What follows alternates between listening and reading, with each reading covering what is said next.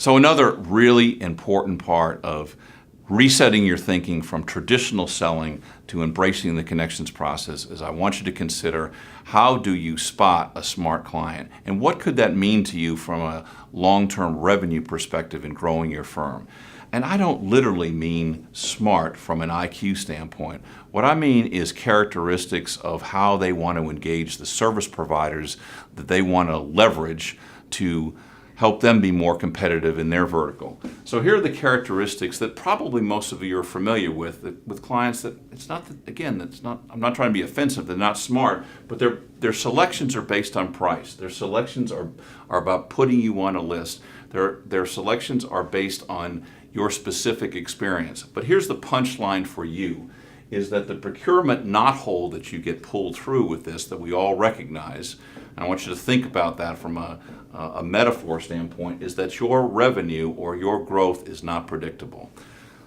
So now let me reset your thinking a little bit more. It's not that I want you to just move you away from that to do nothing. I want you to go all the way over to being proactive and think about identifying a smart client. Think about the behaviors of a smart client, because there's a big payoff of that. They're looking for solutions and they're looking for impact, not just experience. They're open to diverse lessons learned. But here's a big key. They're also looking for hiring diverse teams. And they're not, what you'll see in their buying patterns with other service providers, is they're not just hiring the big brands. This is not the purchaser of IBM because all the executives and everybody on the board wants to be safe.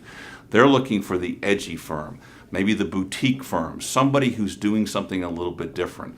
That's what a smart client is doing. Here's another thing the smart client is doing.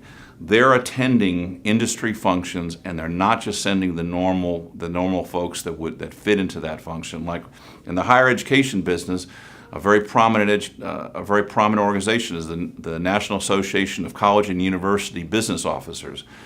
It's great for you to see CFOs, it's great for you to see provosts, but if you start to see a chancellor and you start to see board members come to that, somebody's looking for solutions. That's a characteristic. They're asking a bigger question. That's the seed of a smart client. That's who you might think about engaging. Again, I want you to overall think about, in the traditional selling, go and no-go decisions are made at the end of the sequence.